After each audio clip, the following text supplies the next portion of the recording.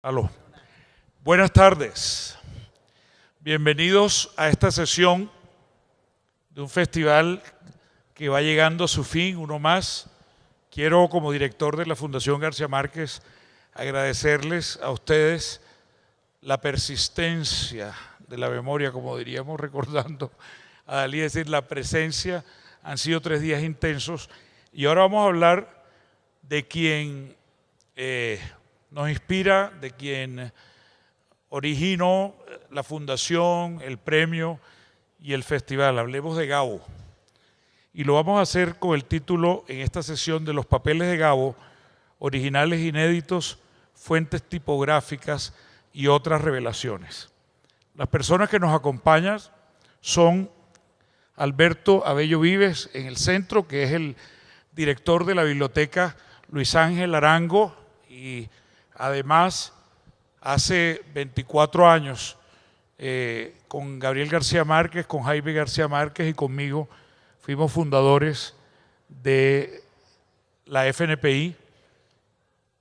Luego está Sergio Sarmiento, que es investigador, que hace parte del staff de la biblioteca Luis Ángel Arango, que como ustedes saben pertenece al Banco de la República, y a mi lado está Gonzalo García Barcha, editor, diseñador, y quiero agradecerle a Gonzalo, que ya todos ustedes saben que es el hijo de Gabo, que esté aquí con nosotros, que nos acompañe en la sesión y que nos haya acompañado los 3 días del festival. Hablemos inicialmente y rápidamente del legado de Gabo. El legado de Gabo se manifiesta de muchas maneras. Una, la más obvia, es el que está materializado en esa obra literaria que está viva, que está en las librerías, que se lee, que circula. Todos los títulos de una obra muy extensa que es, por un lado, novelas, cuentos, en fin, literatura de ficción, pero también obra periodística. Justamente esa obra periodística acaba de añadir un nuevo título con la publicación de, en días pasados exactamente, de una compilación, de una nueva antología que ha salido en España y que pronto llegará por este lado del Atlántico, de la obra literaria, de la obra, periodística de Gabo, publicada por la editorial Penguin Random House. Entonces, un primer aspecto del legado es la obra literaria en su sentido más amplio. Un segundo aspecto que me parece muy interesante es pensar que el legado de Gabo tiene una faceta de legado de movimiento. Por ejemplo, el papel que la Fundación cumple con el trabajo que él quiso que se hiciera de formación de periodistas o de estos festivales, el papel que de alguna manera proyecta el legado de Gabo, que lleva a cabo la Escuela Internacional de Cine y Televisión en San Antonio de los Baños, donde se siguen formando jóvenes cineastas, tal como Gabriel García Márquez y un grupo de cineastas latinoamericanos lo que hicieron. Eso es lo que podríamos llamar un legado de movimiento. En el caso de la Fundación, ese legado de movimiento tiene un nuevo proyecto que el que quiera consultarlo puede encontrar información en internet, que se llama Centro Gabo. Nosotros, todo lo de Centro Gabo, que está dirigido ante todo a niños, jóvenes y grupos vulnerables, está, como digo, disponible en internet y en las cuentas de redes sociales que manejamos con ese nombre.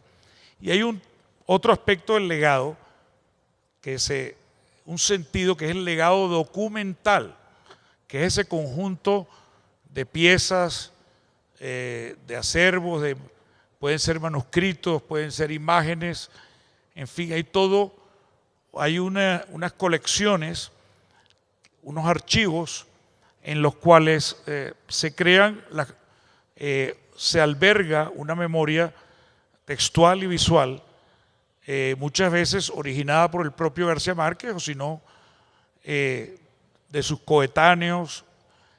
Y como ustedes saben, tal vez la noticia de hace un par de años, hace 3 años creo exactamente, fue la conformación de un archivo en uno de los más importantes centros que se dedican a esa materia en el mundo, que es el Centro Harry Ramson de la Universidad de Texas. Ellos adquirieron los archivos que había durante muchos años organizado Mercedes, la mamá de Gonzalo, que Mercedes es supremamente ordenada y cuidadosa y se había encargado de juntar documentos, fotografías. Miren, Gabo, digamos la verdad, Gabo no es como otros escritores que tienen publicistas, que tenían secretarios, que tienen los archivos ya entregados a universidades norteamericanas. Gabo, cero de eso. Él era muy familiar, muy natural, siempre tuvo su secretaria en Bogotá, secretaria, asistente, además prima, Margarita, que debe estar por aquí, y también tenía en México una o dos, dependiendo de las necesidades circunstanciales, y lo que hacía es que a veces ponía algunas personas que le ayudaran, como está claramente documentado, a hacer investigaciones específicas, pero no andaba en plan de andar guardando y organizando nada. Sin embargo, Mercedes se ocupó de hacerlo, para fortuna de todos, porque la Universidad de Texas lo que ha hecho con eso es un archivo magnífico que ha digitalizado y que hoy en día es universalmente accesible a través de Internet, excepto unas pocas piezas que requieren consulta in situ o que por razones de distinto tipo están restringidas en su reproducción, como es el caso del famoso manuscrito inédito de la novela, del relato largo realmente, que, ¿cómo es que se llama, Gonzalo? Se llama En agosto nos vemos. En agosto nos vemos. Pero los investigadores literarios pueden ir a Texas, pedir permiso y leerlo allá. Ahora, la gran novedad es la que nos trae hoy el Banco de la República y la Biblioteca Luis Ángel Arango, y es que en Colombia se está formando un acervo muy especial. Ya teníamos algo de acervo documental en la Biblioteca Nacional. Mercedes y Gabo le donaron a la Biblioteca Nacional, por ejemplo, el diploma y la medalla del Premio Nobel y de algunas cosas más, pero todo esto se ha desencadenado ya de una manera mucho más ambiciosa e interesante con la llegada de Alberto Bello Vives a la dirección de la Biblioteca Luis Ángel Arango, que está cumpliendo 60 años de existencia, y con la solicitud que él le hizo a Mercedes de una donación, de la cual vamos a hablar ahora, ellos se encargarán de presentarlo, pero además de eso, ocurre que se han empeñado en formar un acervo y están adquiriendo una serie de materiales y de archivos relacionados con García Márquez, con personas allegadas a García Márquez, y eso se va a presentar hoy en público. Inclusive se van a presentar algunos papeles que no se conocen y que nos van a dejar realmente con unas ganas y con una curiosidad enorme, se los prometo. Así que bienvenidos a esta presentación de los inéditos y de la colección de Colombia. Este es un acervo patrimonio nacional, porque el Banco de la República es una institución, el Banco Central de Colombia, que representa el interés público de todos los colombianos. La Luis Ángel Arango es una biblioteca pública y se está formando un acervo público de García Márquez que les va a presentar Alberto Abello Vives. Adelante, Alberto. Jaime, muchas gracias por tus generosísimas palabras hacia la institución con la que trabajo y hacia mí. Buenas tardes a todos, estoy muy complacido de estar aquí en Medellín en este formidable evento de la FNPI. A Gonzalo, muchas gracias por estar aquí. Sergio trabaja conmigo en la Biblioteca Luis Ángel Arango. tenemos que ser breve porque el plato fuerte es Gabriel García Márquez. Simplemente quiero anotar algunas cosas para ponernos en contexto de lo que les vamos a presentar.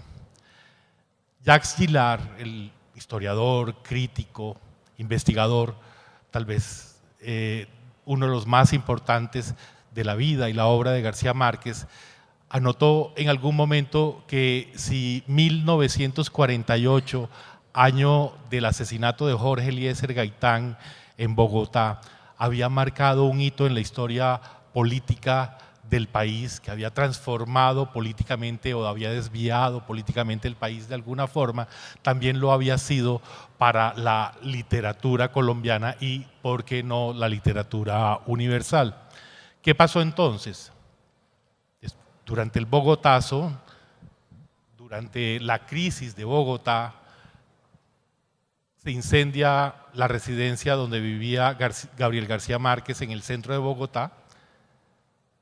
La Universidad Nacional, donde estudiaba el segundo año de Derecho, es cerrada, obviamente por la situación que se presentó, y este muchacho de 21 años migra a la costa, regresa a su tierra, llega primero a Barranquilla y prácticamente, casi que inmediatamente, toma un camión de correos, se monta en un camión de correos vestido de paño grueso y oscuro y llega a Cartagena.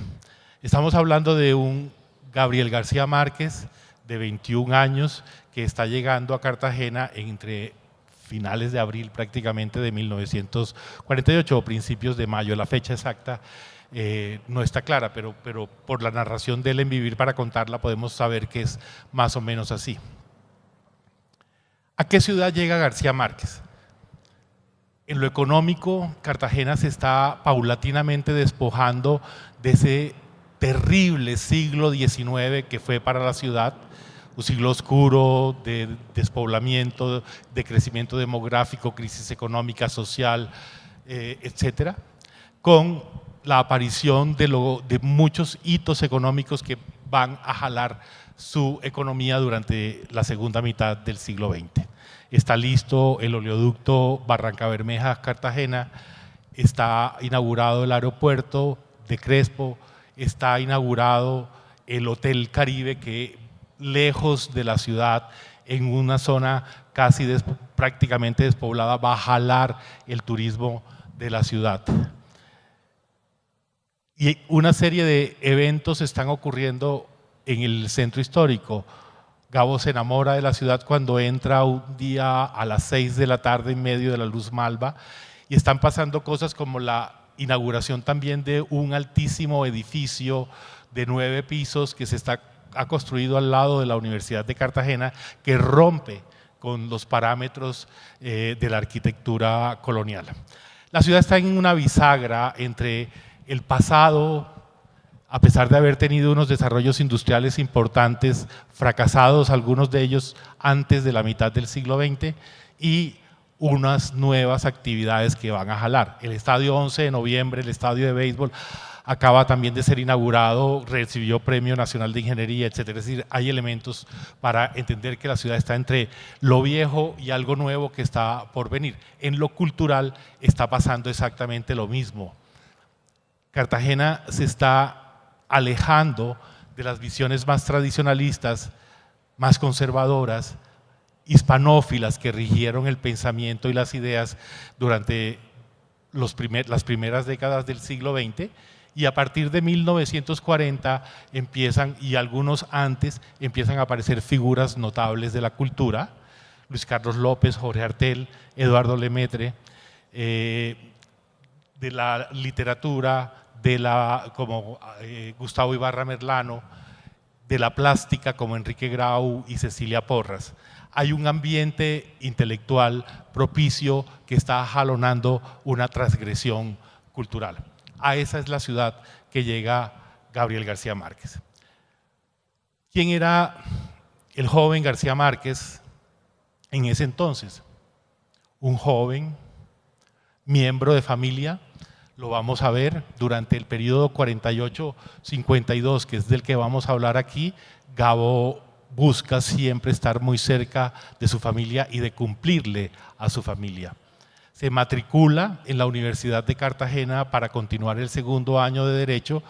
El certificado de la matrícula nos permite ver las 9, 10 materias que es obligado a tomar: derecho procesal, penal, internacional, todas las variedades del derecho, etcétera, ¿no? Las sociologías, es decir, un montón de materias, pero le está cumpliendo a su papá la promesa de ser abogado, de estudiar derecho.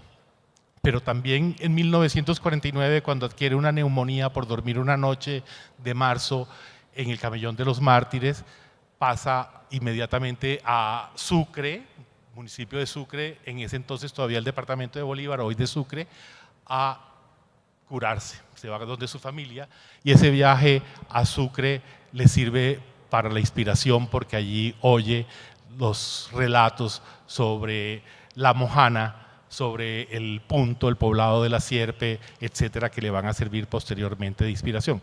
Gabo está cerca de su familia.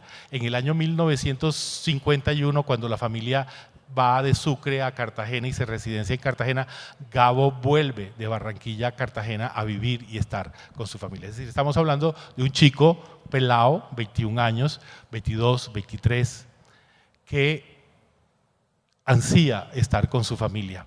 Un estudiante que se matricula en la Facultad de Derecho de la Universidad de Cartagena y que, por supuesto, muy pronto pasa el segundo año, pero muy pronto, antes de terminar el tercer año, decide no más, no termina, no sigue en la universidad y ha decidido ser escritor.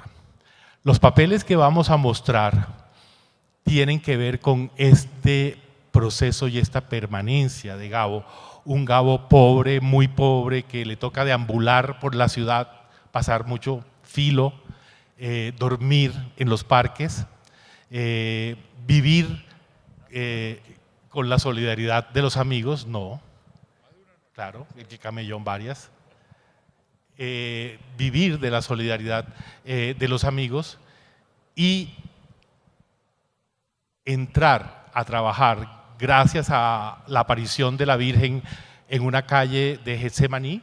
Caminando por la calle, una calle de Getsemaní, se encuentra con Manuel Zapata Olivella, a quien conocía. Y Manuel Zapata Olivella lo coge y lo lleva a un periódico liberal recién fundado y censurado en el momento, y allí se vincula Gabo como aprendiz de periodismo. Encuentra a Clemente Manuel Zavala, que con un lápiz rojo le corrige las primeras columnas, los primeros escritos. Allí está Héctor Rojas Erazo y por allí circula un grupo de la intelectualidad. Gabo entonces en ese periodo es aprendiz de periodista y es visitante asiduo de un sitio, no se vayan a confundir, que en Cartagena se llamaba La Cueva, al que iban una vez cerraban el periódico a las 5 de la tarde y, como dice Gabo, íbamos a hablar mierda, pero después, al final de la noche, el periódico del día siguiente estaba escrito con toda la información que recibíamos. Era un lugar en el mercado público de Cartagena, un tenderete donde vendían bistecs, fritos, etcétera. Lo vendía un hombre con un clavel rojo. Donde queda hoy el centro de convenciones. Donde queda exactamente el parqueadero del centro de convenciones. El segundo momento, porque el primer momento estuvo en otro lugar cerca del Teatro Cartagena, pero la de Gabo fue esa en donde está el parqueadero del centro de convenciones. Eso fue la cueva que visitó Gabo. Esa es la cueva de la que le dedica 7 páginas en Vivir para contarla. Es absolutamente increíble ese periodo porque es un sitio donde trasiega la cultura, donde pasan los gaiteros, donde vienen los chismes, las noticias, etc. Ese es el Gabo que entonces se convierte en aprendiz de periodismo, pero que ya sabíamos que seguía haciendo los pininos para dedicarse a la narrativa, que era lo que le gustaba, quería ser narrador. Ya sabíamos que parte de lo que Gabo publica posteriormente en el Heraldo de Barranquilla y en el Espectador de Bogotá, había sido escrito y había sido en Cartagena, pero no existían las evidencias de ello.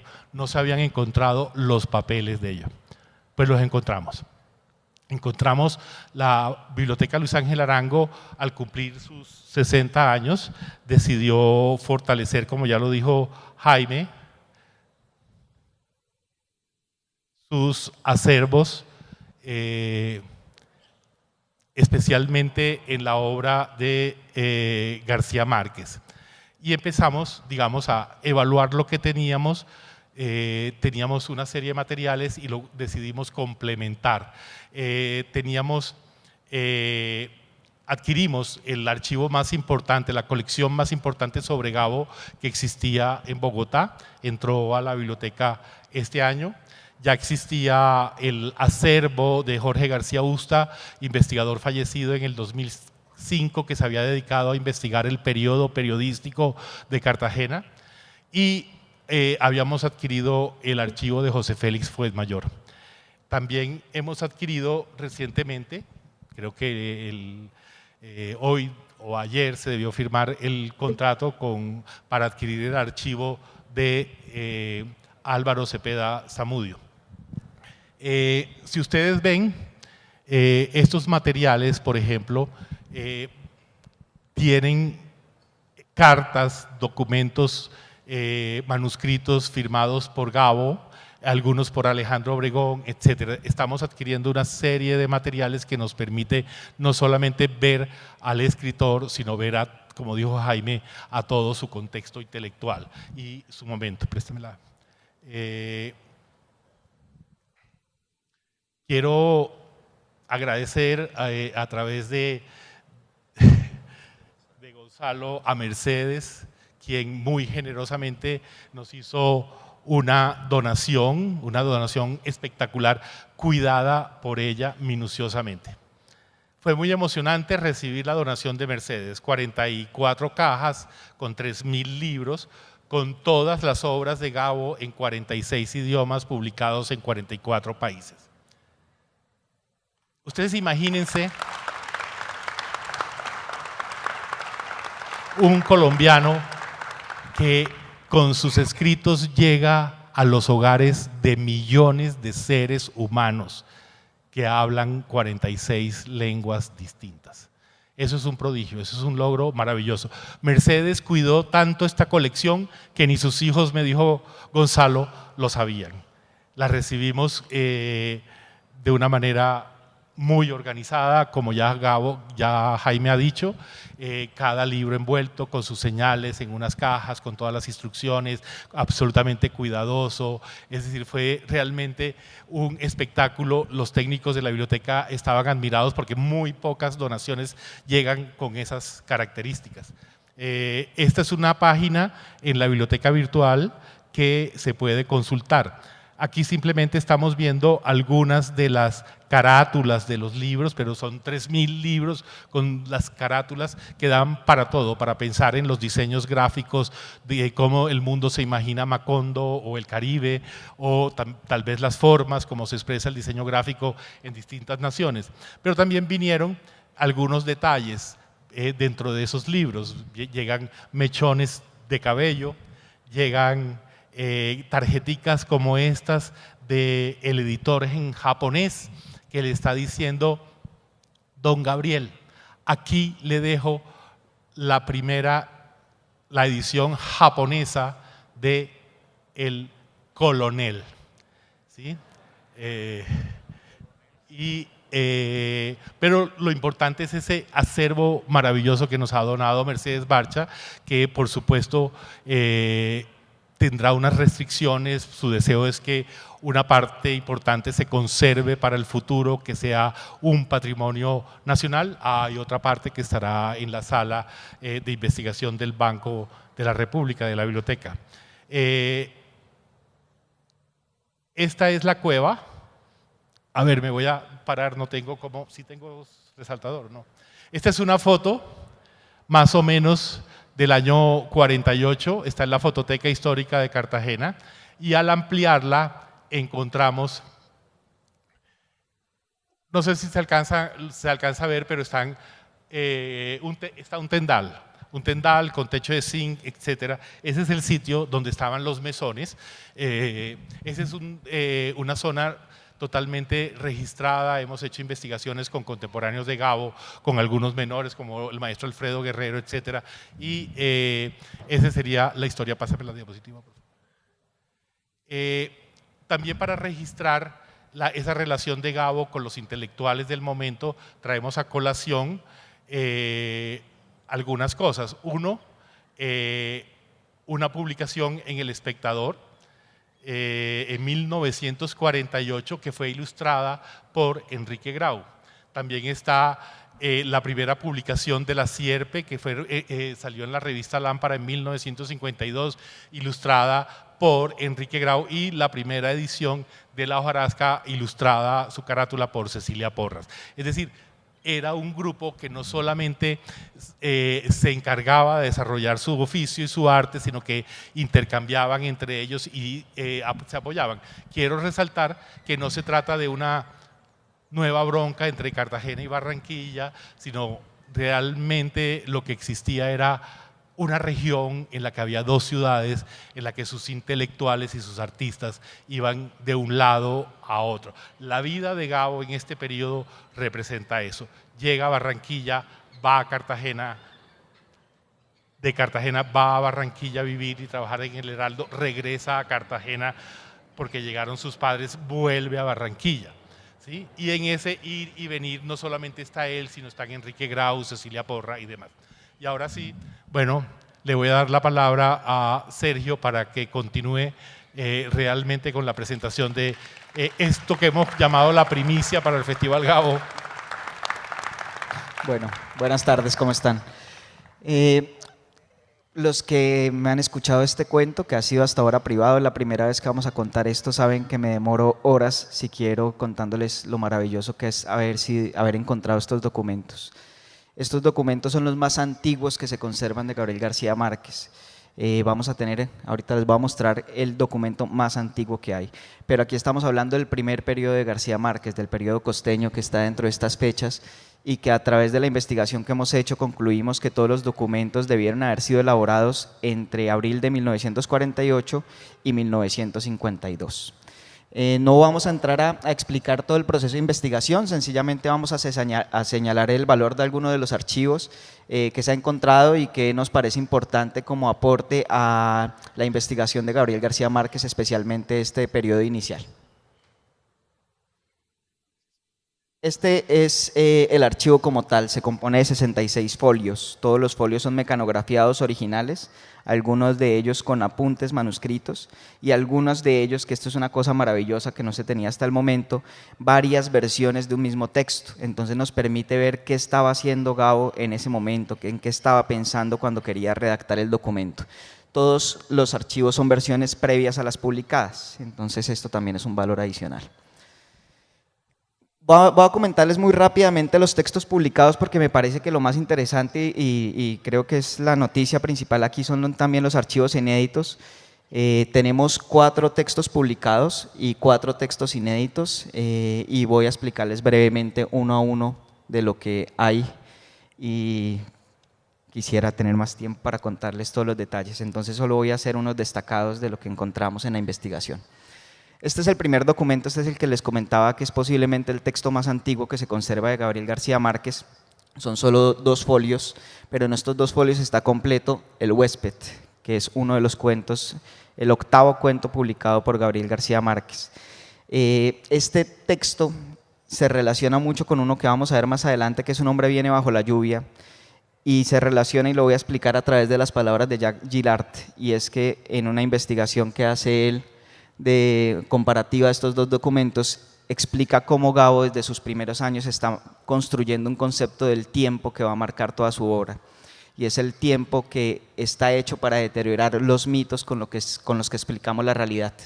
Es decir, Gabo construye la idea de que el tiempo va a degenerar cualquier relato que tengamos para explicar la realidad, sea el relato de una familia como en 100 años de soledad, donde se va eliminando toda la historia de esta familia, o sea, como en el Otoño del Patriarca, el mito de la construcción de una nación. Entonces, este documento, Gilard encuentra que habla de esto, que es el primer documento en donde Gabo va a explorar esta noción que va a trascender en toda su obra. El segundo de los textos publicados es Relatos de un viajero imaginario. Yo quiero agregar a la explicación que muy bien hizo Alberto del periodo costeño una cosa, y es que al ser el periodo de la juventud también es el periodo de las primeras ocasiones de todo, y este es el valor de este archivo. Los Relatos de un viajero imaginario son la primera serie que escribe Gabriel García Márquez, se publica en El Heraldo. Estos relatos tienen el elemento de investigación principal de estos relatos es que por primera vez vamos a poder ver cómo García Márquez concebía una narración que iba a ser por entregas periódicas y más extensa de lo que había escrito hasta ese momento. Es el primer intento de construir un relato extenso. Y la maravilla de estos documentos es que todos tienen correcciones, algunos manuscritas, entonces podemos ver las costuras de los textos de Gabo en su primer periodo por primera vez, y este nos permite ver cómo por primera vez está construyendo una serie. Una de las características, y aquí yo quiero agradecerle a Ariel Castillo, que lo vi por ahí y que fue uno de los grandes colaboradores en comprender que teníamos acá, es que aquí el texto de los Relatos de un viajero imaginario es un texto cachaco, o sea, es la mirada de Gabo, pero con una mirada cachaca. Aquí todavía no existen los elementos caribes o la construcción del Caribe como nos imaginamos a un Gabriel García Márquez más adelante. Y dentro de esa idea, lo que Gabo va a construir aquí, nosotros acuñamos un término para poder hacer una comparación de lo sorpresivo cotidiano. Es decir, Gabo aquí, el pueblo que está describiendo a través de la serie, es como si lo estuviera narrando alguien que no está dentro de esa cultura.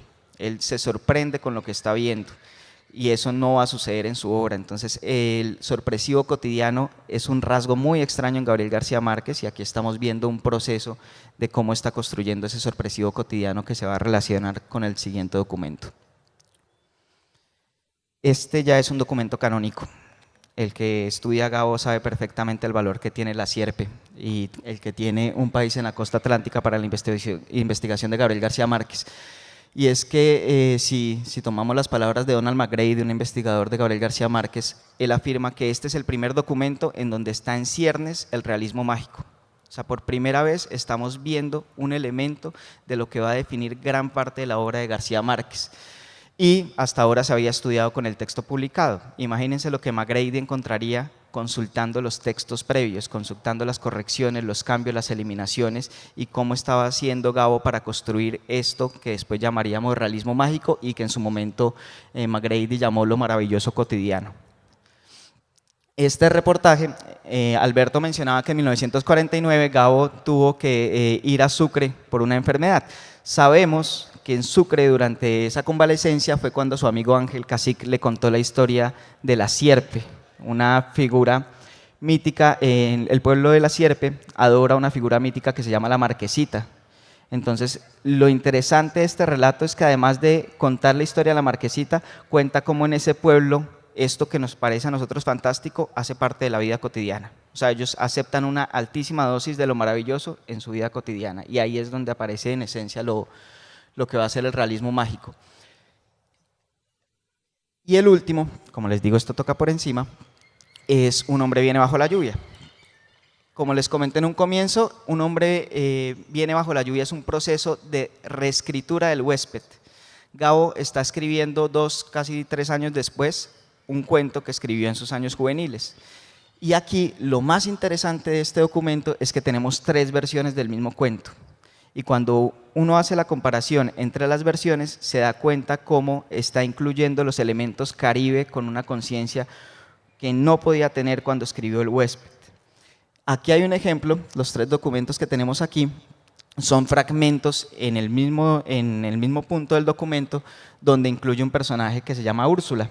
Entonces aparece ya Úrsula, y en el primero Úrsula es un personaje absolutamente esporádico. Aparece y sencillamente menciona que Úrsula sale corriendo todos los días a ver cómo se va el tren. Pero en el último, Úrsula ya es una matrona, es la matrona de la casa. tiene que ir a mirar cómo los hombres se van a ir a trabajar, tiene que pensar en la comida. Entonces él, a través de estas 3 versiones, está pensando ya en construir el elemento Caribe dentro de esta nueva versión de lo que es el huésped. Y por eso es que Gillard señala que estos cuentos son tan importantes, porque nos dejan ver la transición. Ahora, para un investigador, y que esto es un placer hacerlo, que fue lo que tuve la oportunidad de hacer, los textos publicados nos dicen mucho, pero cuando usted compara los textos publicados con los textos originales, el mundo que usted tiene o la comprensión que usted tiene del proceso de escritura de Gabriel García Márquez es impresionante. O sea, lo que él ha entendido en esos 2, casi 3 años es contundente en el proceso de escritura. Y además ya lo Caribe toma un papel protagónico en sus cuentos. Bueno, ahora sí comienza lo bueno, los textos inéditos. 4 textos inéditos. Este lo voy a explicar muy brevemente. Dentro de los relatos del viajero imaginario, de un viajero imaginario, hay este relato que nunca se publicó. Este relato cuenta qué sucede, qué acontece en el pueblo el día de un eclipse solar. Eso es lo que cuenta. Y termina con una maravillosa dosis de humor, porque una de las mujeres del pueblo ha mirado el eclipse sin ningún tipo de protección y se tiene que ir con urgencias con su marido. Y Gabo termina este relato diciendo, en palabras del hombre que está sentado con su mujer esperando que diga al médico qué pasó, le dice: lo bueno, mujer, es que no te toca esperar 100 años para ver el otro eclipse. Entonces empieza Gabo aquí, y es un muy buen texto, no sabemos por qué no se incluyó, y creemos, o la hipótesis que tenemos es que posiblemente lo eliminó posteriormente para incluir otro relato que se llama El cuento más corto del mundo. Hay ciertas coincidencias que nos llevan a pensar eso. Este es el más sencillo de los inéditos. Aquí la cosa se empieza a poner buenísima porque ya no puedo contarles solo qué dice el texto, tengo que contarles una historia. Al ser textos inéditos nos toca reconstruir la historia que hay detrás de ellos. En 1982 Gabo escribió una columna que se llama El mar de mis cuentos perdidos. En esa columna Gabo dice: en algún momento pensé en escribir un cuento que se llamaba El ahogado que nos traía caracoles. La cuestión fue que en donde Pilar Ternera estaba con Álvaro Cepeda Zamudio, y Álvaro Cepeda Zamudio le dijo a Gabo en una noche de tragos: mira, ese título es tan bueno que ya el cuento está escrito. Y Gabo, en El mar de mis cuentos perdidos, dice: por eso yo no lo escribí, por eso decidí nunca escribir ese cuento. No obstante, en Autocrítica, que es una carta que se publica en El Espectador en 1952, Gabo también habla de ese cuento, dice que lo está escribiendo. Hasta ahora pensábamos que el cuento nunca había sido escrito realmente, pero el archivo nos demuestra que sí lo escribió y está dentro del archivo. Lo triste de este documento es que no tenemos el cuento completo, tenemos fragmentos de diferentes versiones que sencillamente nos permiten reconstruir de qué habla ese cuento. Y acá, de nuevo, aparece Úrsula. Y Úrsula, aquí no se llama Úrsula en un primer momento, sino se llama Evangelina. Lo maravilloso de esta Úrsula, si en la primera que vimos la estaba convirtiendo en matrona, en esta Úrsula funciona como un oráculo, pero a la inversa. Úrsula, todos los lunes, su familia se reúne en torno a ella porque habla dormida y cuenta lo que le pasó durante la semana. Entonces ese es el plan de los lunes de la familia, escucharle y hacerle preguntas. Y además le hace preguntas por una sencilla razón, y es que no puede decir mentiras. Ella solo puede decir la verdad. Pues este lunes llegan en la noche, se reúnen, y ella empieza a contar que ha encontrado a un ahogado en el patio y que se ha puesto a hablar con él. El ahogado le cuenta una serie de anécdotas oníricas sobre el mar, y ellos se van supremamente preocupados y dicen: oiga, está cambiando este plan y ahora Úrsula está contando historias de ficción. Al otro día la cuestionan en su desayuno y le dicen: Úrsula, usted anoche dijo esto durante el sueño. Y ella dice: sí, es verdad, viene un ahogado, me cuenta historias y además nos dejó esto. Y ella trae de su cuarto un caracol como testimonio de la visita de Úrsula. En este segundo fragmento hay una frase maravillosa y se puede leer tanto literal como metafóricamente, y es que Gabo dice: el ahogado entró a la casa por medio de los sueños de Úrsula. Entonces ya empezamos a ver aquí un Gabo tremendamente contundente, un Gabo con unas ideas muy relacionadas con lo que va a ser el realismo mágico, y vemos un cuento que él afirma que nunca escribió. Y llegó el momento de mi favorito. Este texto me apasiona realmente. Tenemos 2 versiones. Entre El año 52 ha datado, pero la verdad es hacia el 51, 52, Gabo empieza a experimentar con una serie de influencias nuevas. Ha dejado el estilo de kafkiano y empieza a experimentar con Hemingway. Esto lo explica muy bien Ángel Rama en un estudio que hace de La mujer que llegaba a las 6, en donde Gabo confiesa que es un cuento de Hemingway y no de Gabriel García Márquez. Pues este texto lleva la experimentación de Hemingway mucho más lejos. Es un texto supremamente retador para el lector y les voy a contar la anécdota que es muy difícil de interpretar, pero que cuando usted logra interpretarla se da cuenta de lo que estaba haciendo Gabriel García Márquez en ese momento y de las búsquedas literarias que estaba haciendo.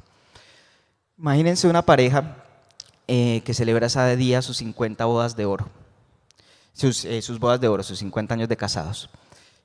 El hombre está sentado en un cuarto hablando de cómo la conoció a ella y ella está organizando una cena con la familia. Al hombre lo escuchamos, es un soliloquio, pero a la mujer solo de vez en cuando escuchamos lo que piensa. La mujer solo piensa, el hombre debería dejar de recordar. Oiga, este man debería dejar de recordar. Y uno ya sabe que va a pasar algo con ese recuerdo.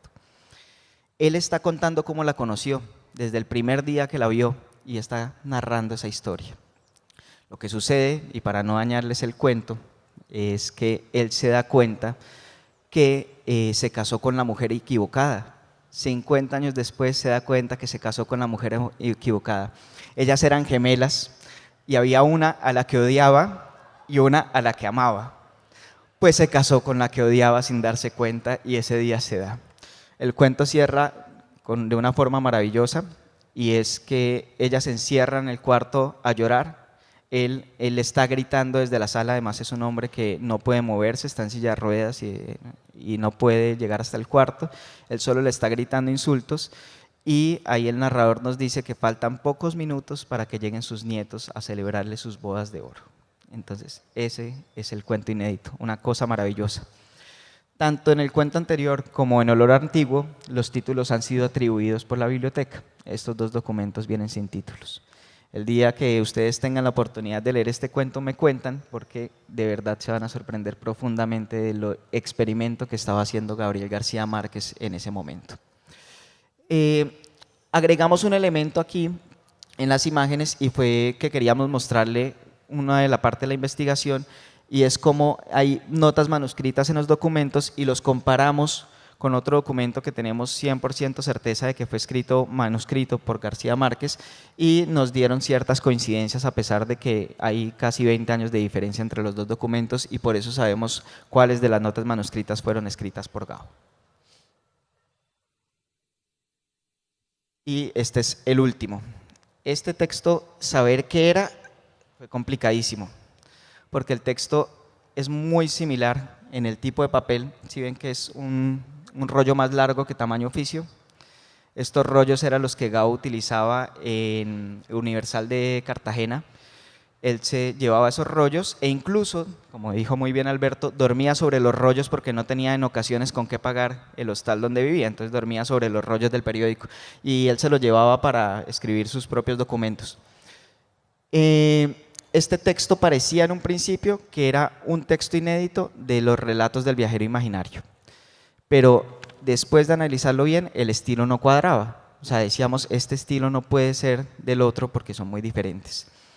Y aquí nos vino a salvar la carta autocrítica, que son esas coincidencias maravillosas que se dan en la investigación y que todo investigador niega, pero aquí lo confirmamos en autocrítica. Gabo habla que para 1952, posiblemente para febrero, él estaba escribiendo El ahogado que nos trae a caracoles, tenía 3 versiones de un cuento onírico, que en este caso sospechamos que es Un hombre viene bajo la lluvia, del que tenemos 3 versiones, y además nos dice que acaba de volver de Aracataca y que nunca va a volver solo.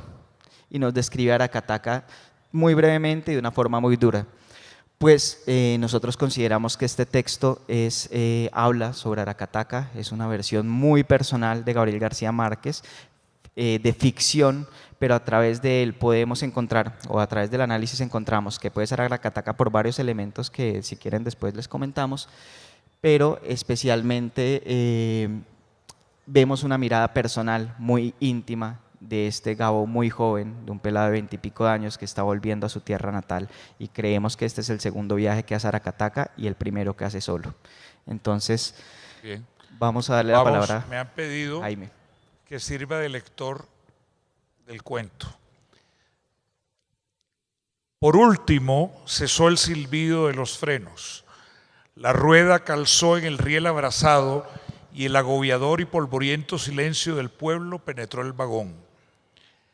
Era un silencio igual al pueblo, hecho de sus mismos y desolados ingredientes, de sus calles rectas, anchas y vacías, de sus enormes patios cuadrados, frescos bajo la penetrante humedad de los plátanos, y de sus viejas casas de madera arruinadas bajo el polvo, con antiguos mobiliarios y mujeres oscuras, sin edad ni presentimientos, yaciendo el sopor de la siesta. No tenía más de 20 años ese silencio, pero su madurez, su devastadora experiencia le daban un aspecto secular y lo hacían parecer un silencio tan antiguo como el resplandor del polvo en las calles o como la claridad de los espejos que habían perdido la memoria de los últimos rostros. La sensación de muerte estaba en uno, no en la solitaria estación, ni en el silbido del tren que se ponía otra vez en movimiento, ni en los escasos habitantes que se sentaban de pie bajo los árboles grises. Tal vez yo los había conocido a todos, y ahora ellos me miraban pasar y me reconocían pensando: vea usted, ha regresado el muerto. Y en cierta forma, ellos tenían razón. Todo eso había sido así desde el principio.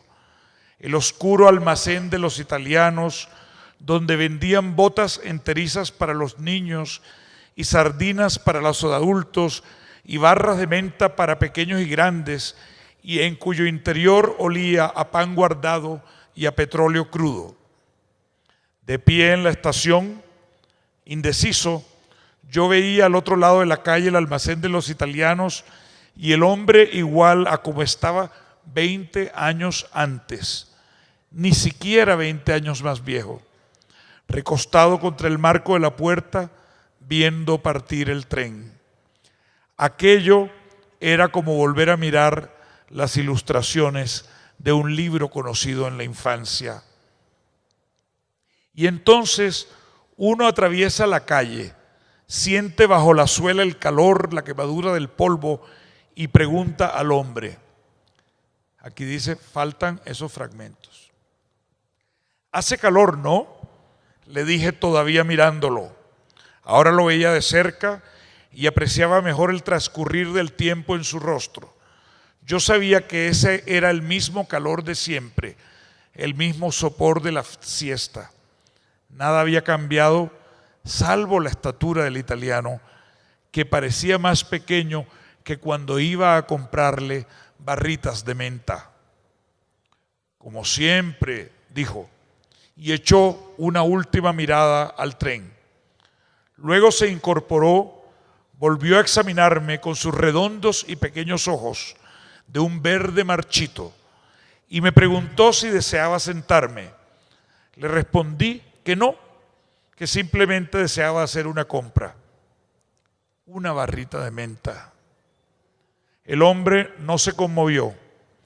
Parecía como si hubiera necesitado 2-3 minutos para acabar de oír y otros 2 para empezar a entender.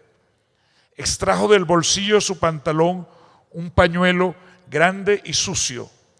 Se enjugó el rostro y sonrió luego con una sonrisa que parecía tener a la vez algo de burlón.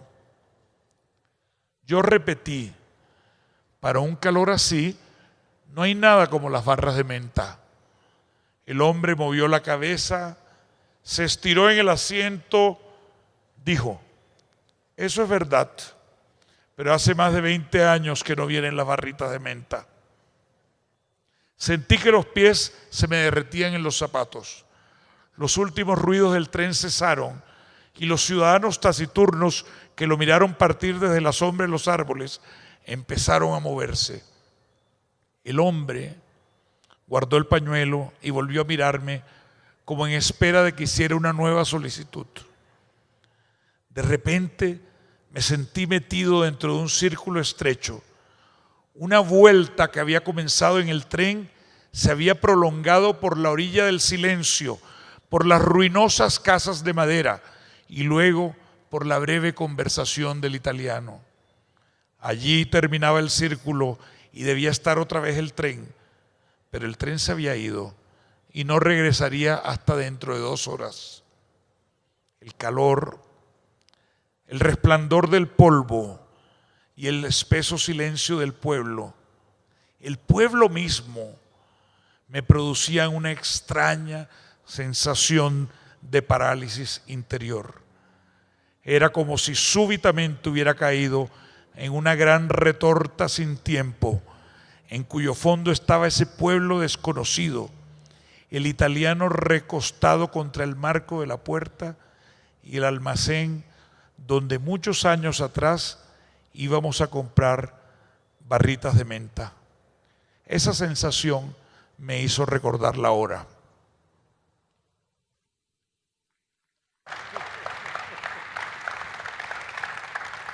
Vamos a darle la oportunidad que primero que comente este cuento sea Gonzalo García Barcha. Gonzalo, ¿cómo la ves? ¿Qué tal esa? ¿Qué sientes? A ver, dime qué.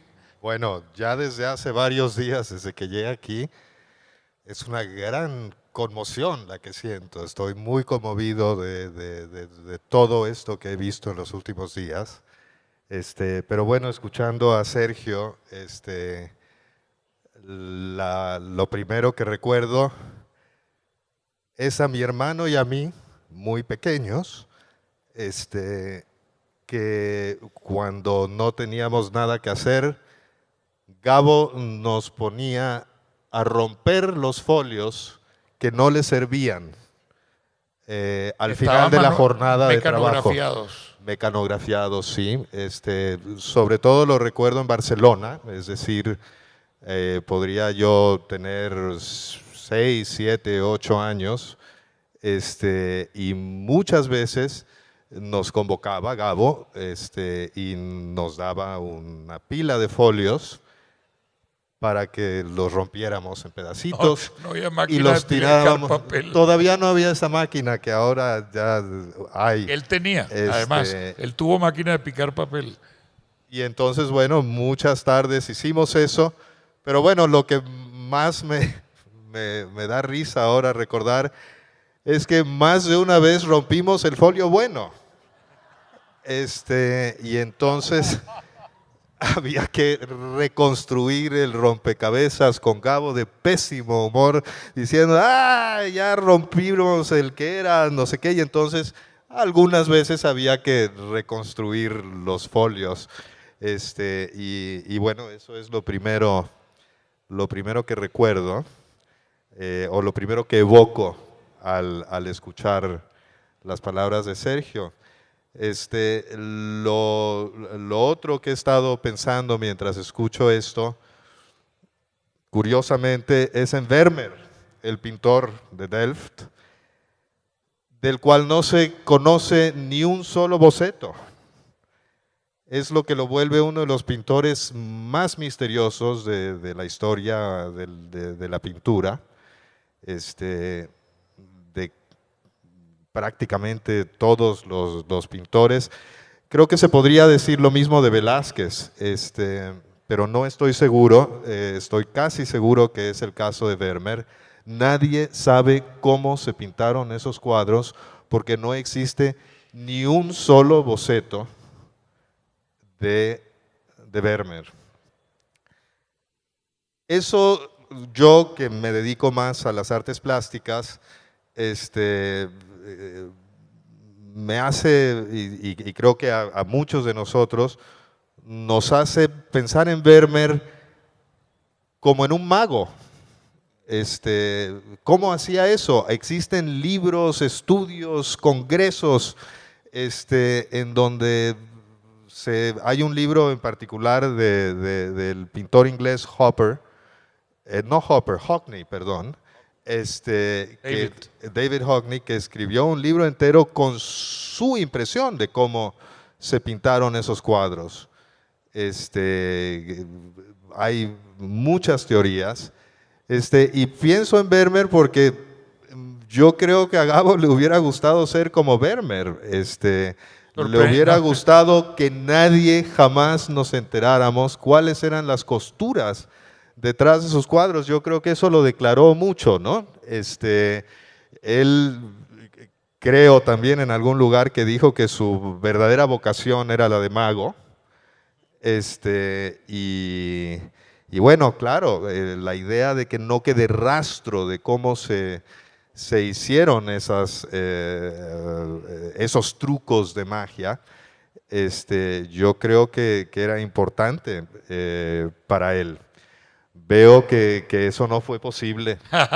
Que la gente... Vamos a aplaudir a los que han hecho que no sea posible. Así es una cosa, además es una gran labor de solidaridad por parte de toda la gente que tuvo la posibilidad de destruir esos papeles que posiblemente no hubieran tenido ninguna consecuencia. Pero por alguna misteriosa razón, desde muy temprano, la gente tuvo la sensación de que valía la pena guardar esos folios. Gonzalo, eso me lleva a un punto.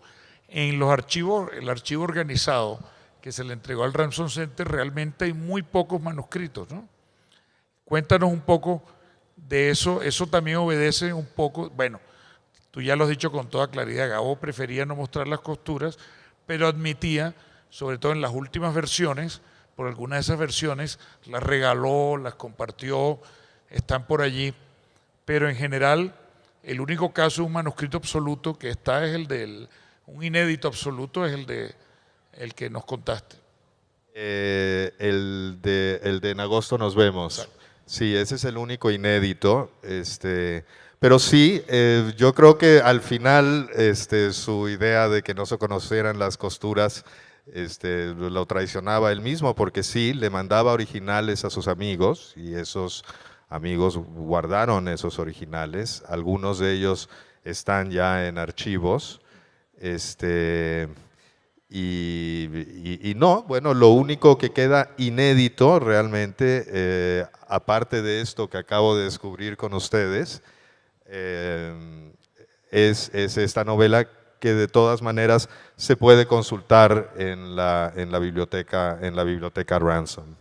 El próximo martes en Bogotá, en la Biblioteca Luis Ángel Arango, vas a tener una charla en la que nos vas a hablar de tu propia experiencia con los libros de Gabo. ¿Por qué nos das un anticipo de qué se trata y de cuál es esa relación tuya, personal, creativa, que tuviste con distintas ediciones de muchos de los libros que están, o algunos al menos, en la colección donada por Mercedes al Banco de la República? Bueno, sí, yo soy diseñador gráfico. Posteriormente he sido, desde muy joven soy editor también. Y ante tu pregunta, bueno, evoco a Carmen Balcells, la agente literaria de Gabo, que fue la que me dio mi primer empleo, diseñar la portada de los 20 poemas de amor y una canción desesperada de Neruda.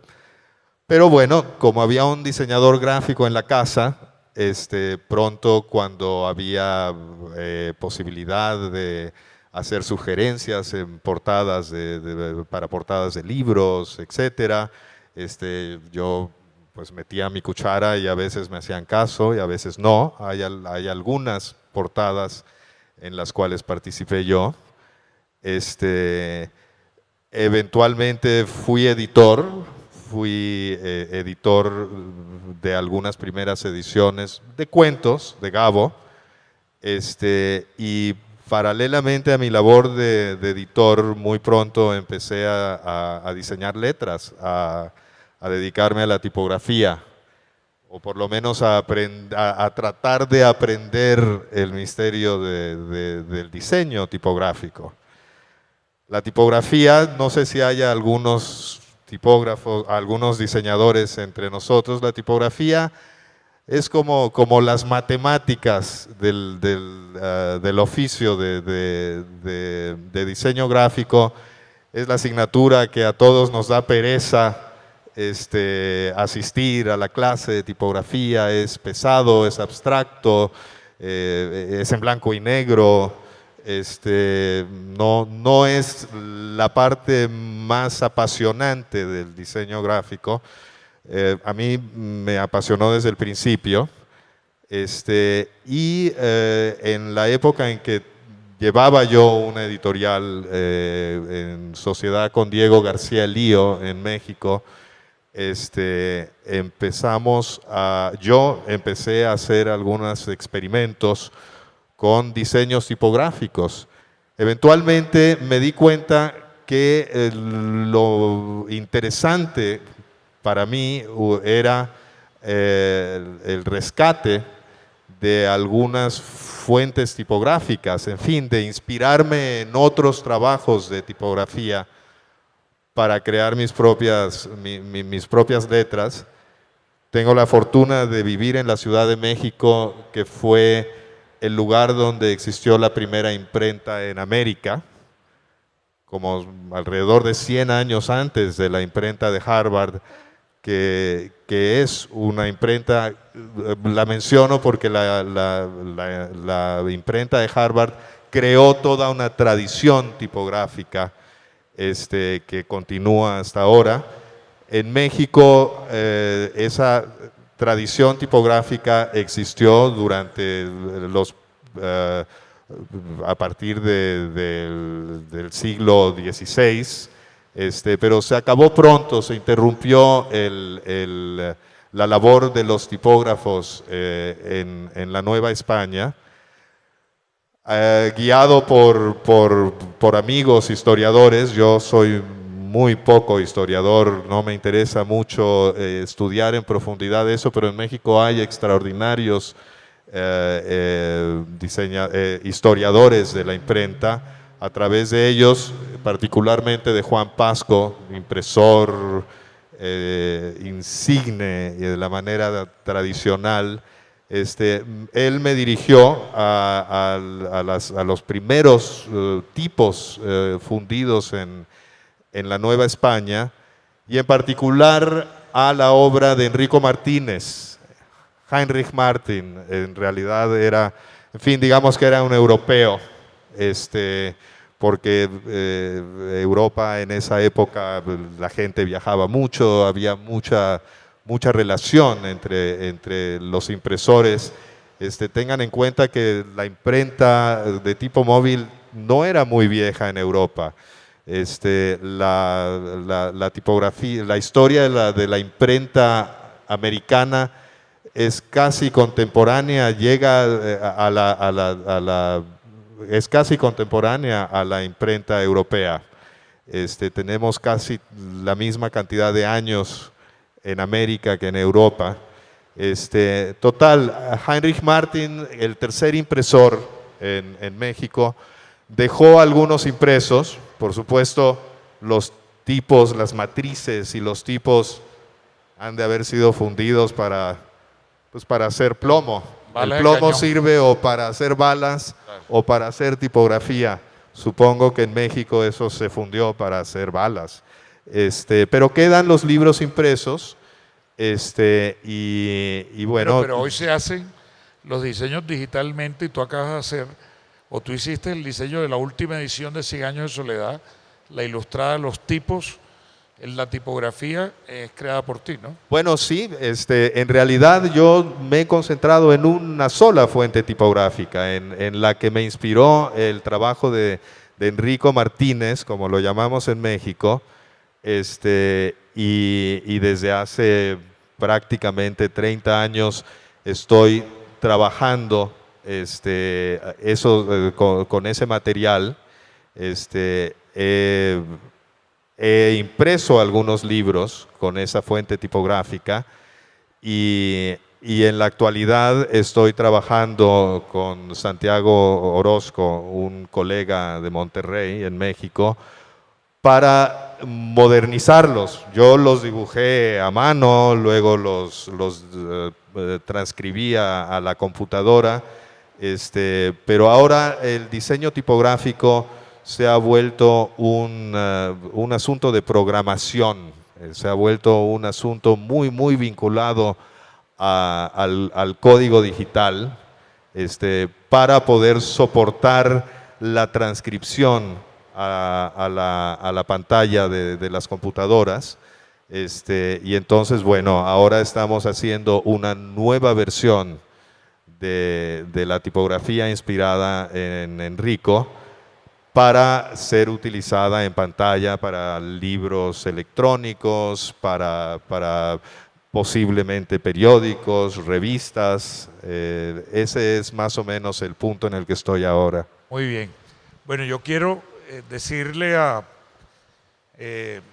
Alberto que a mí me emociona mucho. Yo tuve el privilegio hace unos meses de ir al banco, a la biblioteca Luis Ángel Arango y revisar estos documentos, darme cuenta pues que yo creo que de todas maneras acuérdate que los magos no están interesados en el secreto absoluto. El mago siempre necesita mostrar con sutileza, y muchos lo hacen. Parte de la esencia de la magia es que de alguna manera se sepa de dónde viene esa prestidigitación, etcétera, que difícilmente se puede repetir. Nadie va a repetir a Gabriel García Márquez, pero es importante tener piezas para estudiarlo, para inspirarse, sobre todo para inspirarse, para contribuir a la valoración de lo que significa su ejemplo vital. Un hombre como nosotros del Caribe, pues por lo menos como Alberto y yo, y que desde supo convertir en universal esas historias que él mismo me dijo alguna vez que venían todas de la cultura popular del Caribe y que le dieron el material para sus novelas, sus cuentos, pero que nos recuerdan también maravillosamente, como lo vamos a ver ahora en esta parte final de la exposición de Alberto, que también uno de los dos factores, y lo vamos a ver no solo con Alberto, prepárense a partir de las 7 de la noche, vamos a tener aquí mismo la presentación de la tertulia, que es una tertulia con música, en que Ariel Castillo, Alonso Sánchez Baute, Marina Quintero, Ivo Díaz y los músicos nos van a ir contando historias de ese buen amigo de Gabo que fue Leandro Díaz, pero a su vez de cómo Gabo se inspiraba, por ejemplo, en canciones de Leandro para usarlas como epígrafes, y de cómo el vallenato junto con el periodismo han sido fundamentales, más la cultura popular, en ese Gabo, ese periodo que es el que termina originando sus primeras novelas y todo el proceso que a la postre dio lugar a 100 años de soledad. Entonces Alberto nos va a contar qué tiene aquí y luego vamos a darle espacio a unas preguntas del público. Adelante, Alberto. Ahí me estabas hablando de magos. El mago Dávila, quiero preguntarle, mago Dávila, ¿estás aquí o no estás acá? No, es por una razón. No el mago Dávila estaba aquí en Medellín, vino al festival y estuvo al menos los 2 primeros días. No sé por qué no está en este momento, que es cuando debería estar. A él le gusta irrumpir a sus 90 años de edad y quiero, donde esté, que le llegue el mensaje. Mago, vente para acá. Adelante, Alberto. En efecto. ¿Tú alcanzaste a conocer al mago? Mago, te necesitamos. Aparece, por favor. Te sollaste, Jaime. No, lo llamo ya mismo. En efecto, en el año 1951, Gabo, junto al mago Dávila, como lo pueden ver allí. Oye, la primera llamada telefónica que me aparece aquí dice mago, pero es Magola. Magola Moreno. Yo voy marcándole al mago a ver si lo recuperamos. Junto al linotipista del Universal, el mago Dávila, y le decían el mago porque era mago de verdad, y fue presidente de la Asociación de Magos de Colombia. Gabo y él decidieron hacer un emprendimiento como se habla hoy en día. Obviamente en ese entonces… Como se esa no habla era la palabra. en este festival, este emprendimiento festival. periodístico. Y obviamente también fracasó Gabo. Decidieron sacar un periodiquillo, el más chiquito del mundo, este es un original, no sé si existen otros, del Comprimido, escrito por Gabo y linotipiado por el Mago. El Mago lo linotipiaba, lo imprimían y lo salía a vender. Obviamente fracasaron, se financiaban con publicidad y obviamente perdieron la plata invertida. No sabemos exactamente cuántos números salieron, parece que muy poco, no 6, 7, no se sabe. Y la última vez que hablamos con el Mago, los que él conservaba se los habían robado en su casa una noche que entraron unos ladrones. Al parecer, este original es el único que puede He de estar confesar que le entregó a la fundación lo que él tenía. Lo tenemos nosotros. Lo poco que él tenía, lo tiene la fundación. Bueno, muy bien, estabas callado. Bueno, esto es una pieza clave, además está hecho con muy buen humor, muy buen humor. Segundo, quiero señalar algo sobre el texto que leyó Jaime. Ese último texto que leyó Jaime se nos acerca mucho a la idea de una aracataca en silencio que lleva 20 años. Recordemos la masacre de las bananeras 1928 y estamos hablando de algo que está escribiéndose 49, 50, no sabemos exactamente la fecha. Las características de las casas de madera, las calles polvorientas, el italiano de apellido Da Conte, que seguramente es la persona que inspiró a Pietro Crespi en 100 años de soledad. Es decir, hay la estación del ferrocarril, el ferrocarril, etcétera. Y hay unos elementos fundamentales para entender esa aracataca iniciática, digamos. Lo último que quiero decir es que estos papeles están a disposición del público a partir del próximo lunes. Esta es la primera presentación oficial y pública que hace el Banco de la República. Estarán en la sala Muchas gracias, de raros, Alberto, por hacerle el están en la festival, sala de Gabo. raros y manuscritos. Estarán en versión digital, por supuesto, están digitalizados para que sean leídos y consultados. Los originales están en proceso de conservación, obviamente es un material que está en delicado estado de salud y por lo tanto tenemos que cuidarlos y preservarlos. Quiero decir que no hay una institución en Colombia que pueda hacer un trabajo de curaduría y conservación documental equivalente a la del Centro Ramson de Texas, como la Biblioteca Luis Ángel Arango y el Archivo Nacional. Serían tal vez las dos que tienen la capacidad técnica y los recursos, el conocimiento, los expertos para darle la máxima perdurabilidad a estos documentos antiguos. Yo creo que hoy en día no se trata de competir entre las entidades. No, claro. No. Creo que hay una complementariedad entre la memoria de Gabo, que está en Texas, en Austin, entre lo que tiene la Biblioteca Nacional, que es maravilloso, lo que tiene el Archivo Nacional y lo que nosotros podemos Sin duda. tener. Lo importante es que Colombia también tenga unos muy buenos materiales. Lo de Ramson Sin está, duda, pero, está en no, digital. pero lo menciono por lo que quiero decir, Claro. la capacidad técnica Claro, es la gracias. misma. Sí, claro. Así es. Entonces lo importante es que entendamos que podemos unir pedazos y partes, fragmentos de la vida y de la obra de García Márquez y tener una visión cada vez más completa y en cierta forma renovar también la investigación. Así es. Y lo que habría que agregar en ese sentido es que aquí viene el papel de la Fundación a través de su proyecto Cento Gabo, que Alberto conoce perfectamente y que ha sido parte de ese proceso, en promover, como lo vamos a hacer con apoyo de las universidades, ya está súper embarcada la Universidad Nacional de Colombia, un nodo de coordinación y colaboración entre investigadores dedicados a Gabriel García Márquez. Pero bueno, esto es lo que teníamos para hoy. Luego vendrá la música, pero ahora vamos a dar un espacio para quienes quieran hacer alguna pregunta. Usted, claro que sí, con ese entusiasmo y energía, Es bienvenida su pregunta y luego la señora rubia que está atrás, que creo que se llama Patricia. Luego que otra, ¿quién más? Buenas, Sí. yo soy Daniel Anderson Valencia Restrepo. Tengo 26 años y soy de la ciudad de Medellín. Señor Barcha, Gonzalo García Barcha, bienvenido a Medellín porque esta es tu casa.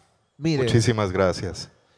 sé que su padre, Gabriel García Márquez, escribió 100 años de soledad y La masacre de las bananeras y Crónica de una muerte anunciada. Si el Gabo estaría vivo, podíamos tener un legado de que vuelan las mariposas amarillas de la literatura de 100 años de soledad. Ya llevamos 4 años de la muerte de Gabriel García Márquez. Gabriel García Márquez murió un Jueves Santo. Yo recuerdo que hace 4 años yo estaba en la misa de la Cena del Señor con mi abuela en el barrio Popular 1. Yo le invitaba a mi abuela a la cafetería a comer una cosa, pero cuando vi las noticias, ¿qué pasó? ¿Qué pasó? Que Gabo murió. ¿Y por qué? Porque Gabo perdió la batalla contra la enfermedad, porque Gabo estaba cumpliendo más de 80 años. Y eso fue muy triste, la muerte de un Nobel de literatura que, bueno, antes de que yo naciera en el 92, hace 10 años en el 82, hoy hace 36, Gabriel García Márquez ganó un premio Nobel de literatura. ¿Por qué? Por escribir 100 años de soledad, el libro que llegó en todo el mundo. A mí me gustaba el Gabo, pero mi mamá dice que no, Daniel, lo que pasa es que Gabo no le gustaba Colombia. Gabo no vivió en Colombia, Gabo se fue a México. ¿Por qué? Porque no le gustaba vivir en este país. Muy Y yo bien, sé que Daniel, Gabo- ¿esa es la pregunta o qué? Yo sé que Gabo está vivo en nuestros Eso. corazones. Y Gracias. sé que algunos Así colombianos, como todos nosotros, que hemos llenado el legado de Gabo, que hemos traído el legado de Gabo de escribir historias de un hombre tan inteligente y de su padre que es tan inteligente, que fue Gabriel García Márquez, un señor, un gran escritor, un buen colombiano. Y perdónenme, señores, por la No, bienvenido tu comentario, Daniel Anderson. Muchas gracias. Ay, muchísimas Y gracias. Vamos, muy amable, gracias. Aprovecho para decirle a Gonzalo, digamos, es que hay que despejar eso una vez por todas, porque hay un mito de que Gabo no le interesaba Colombia. Eso es ridículo. García Márquez tenía casa en Colombia, venía a Colombia todos los años, pensaba mucho en Colombia. Yo creo que no tienes tú ni que dar la explicación, pero creo que sí vale la pena que des un testimonio de un hombre que jamás renunció a su esencia, ni siquiera a su ciudadanía legal colombiana. No, bueno, yo crecí en una casa que era totalmente colombiana. El idioma materno es el colombiano. En la casa se vivía un ambiente totalmente colombiano, fuera el país en el que estuviéramos. Y yo no creo que Gabo haya pasado un solo día sin pensar en Colombia y sin estar en contacto con la gente de Colombia. Pero yo creo que, como dice Jaime, no es realmente necesario entrar demasiado en el tema. Él mismo tenía ese tema constantemente. Muchas gracias y le doy a Patricia Castaño la palabra, a la señora rubia que está allá, que fue amiga de Gabo también. Mauro, ya estás vendido. Gracias, Jaime. Emocionadísima de ver lo que encontró la biblioteca Luis Ángel Arango. Y quiero preguntar una cosa por pura ignorancia. Yo creía que Gabo había vuelto a Aracataca solo una vez cuando volvió con su madre, que lo fue a buscar a Barranquilla.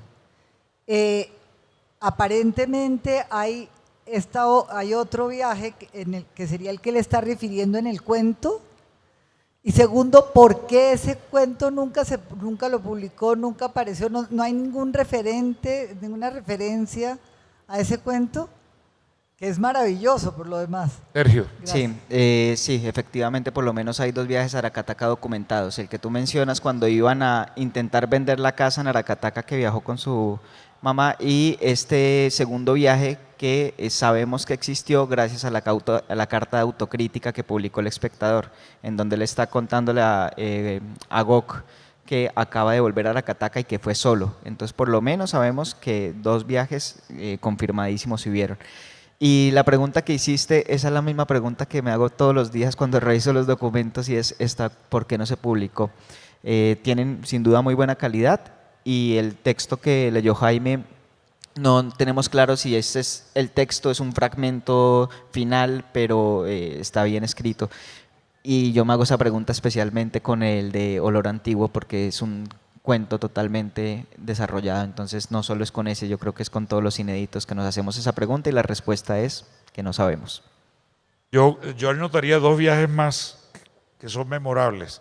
En 1966 García Márquez va a Aracataca, porque es su regreso a Colombia después de varios años, porque está en México, está escribiendo 100 años de soledad, ha llegado por barco a Cartagena al Festival de Cine, llevando las películas, especialmente En este pueblo no hay ladrones, y le pide, y de eso nos va a hablar Ariel Castillo seguramente, y Loncho Sánchez, le pide a Escalona y a Álvaro Cepeda que le organice un encuentro de vallenatos que se convoque en Aracataca, y está documentado, es el primer festival vallenato, 1966. 2 años después, inspirados en ese caso, en ese ejemplo, arrancó el festival en Valledupar.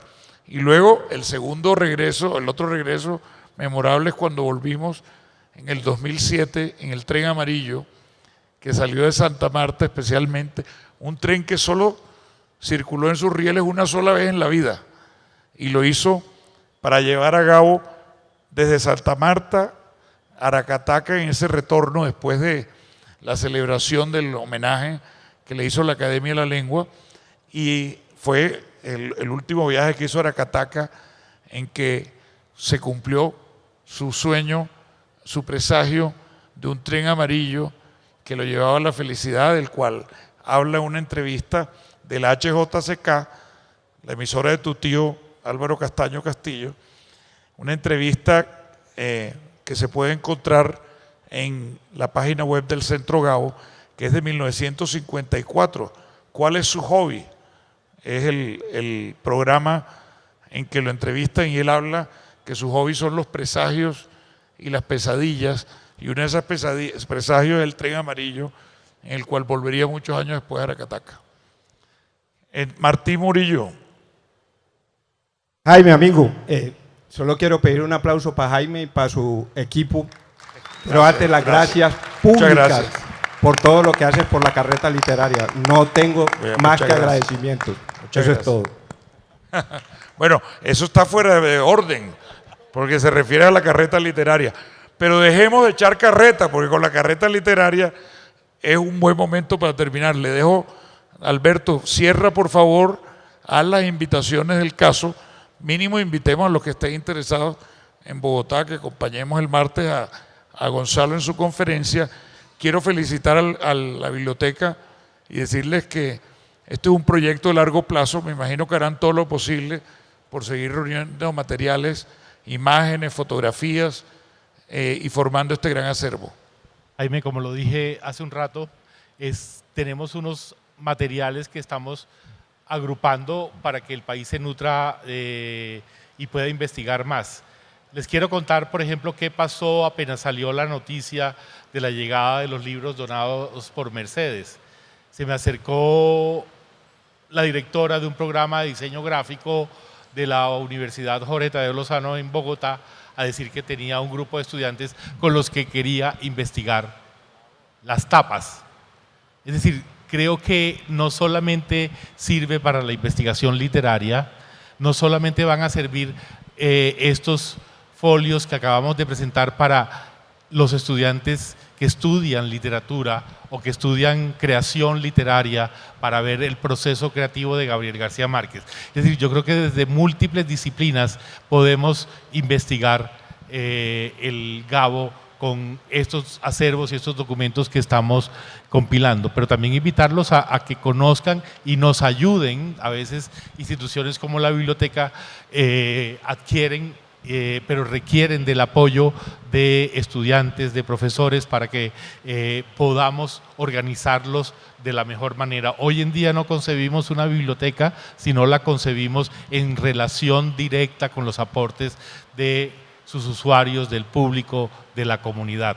Entonces, estos trabajos, por ejemplo, comparativos que se pueden hacer entre los archivos de Fuenmayor, de Cepeda y de Gabo, esta articulación es un tema de los investigadores más que de la biblioteca. Entonces queremos dejar en manos de los colombianos para que se incremente la investigación. Repito, estarán al público los últimos el lunes, los libros serán exhibidos, etc. Yo quiero terminar agradeciéndole realmente a Mercedes eso que Gonzalo llama la obsesión de Mercedes por guardar, por organizar, por compilar, por limpiar, porque todo esté organizado y porque queden en Colombia memorias importantes de Gabriel García Márquez. Alberto, el mago Dávila apareció pero por teléfono. Estaba en el apartamento de su hijo aquí en Medellín y me dice que él ya de noche no sale. Sin embargo, le voy a pedir, Mago, lo que te quiero contar es lo siguiente. Te voy a pedir simplemente que en 3 frases nos digas si es cierto que García Márquez quería ser mago también. Y segundo, contarte que Alberto Abello, dentro de la colección que está formando el acervo del Banco de la República, hay un original que está completo de comprimido. Eso no lo sabías ni tú. Hay un original completo Número 3. Del número 3. El número 3. Entonces te doy la palabra. Habla. Ya, bueno, entonces, saludos para todo el mundo. Gabo quería ser mago porque él, al investigarlo todo, siempre quería saber de todo lo máximo. Y la magia permite justamente eso, buscar cuál es el leitmotiv de las cosas. De tal suerte que por eso entonces encajaba el linotipista que manejaba una máquina mágica y el hombre que quería también ser mago, que lo fue de la escritura y de la literatura. Gracias, Gabo. Mago. Gracias, Mago, por tu testimonio. Mira, les anuncio lo siguiente. El Mago Dávila tiene ya el manuscrito del libro en el que cuenta lo que sí fue esos meses maravillosos porque lo alimentan y lo entusiasman de lo que significó hacer ese emprendimiento periodístico con Gabo. Nos da un testimonio vívido. Esperemos que ese libro salga dentro de muy poco.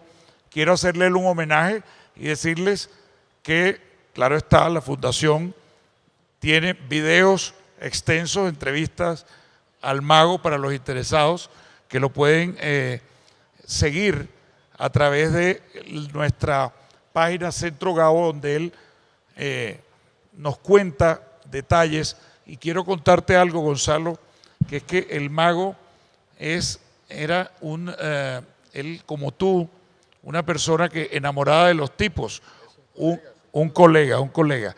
Mago, tú vas a estar en Bogotá el martes. Sí, perfecto. Entonces ves, por favor, a la Biblioteca Luis Ángel Arango, el Banco de la República, que Gonzalo García Barcha va a dar una charla sobre tipografía, sobre diseño de tipos, sobre creación de letras y de todos esos artefactos en los cuales tú eres experto. ¿A qué hora va a ser la charla? 4 de la tarde. 4 de la tarde el próximo martes en Bogotá. Un abrazo grande y gracias a todos por estar aquí con nosotros.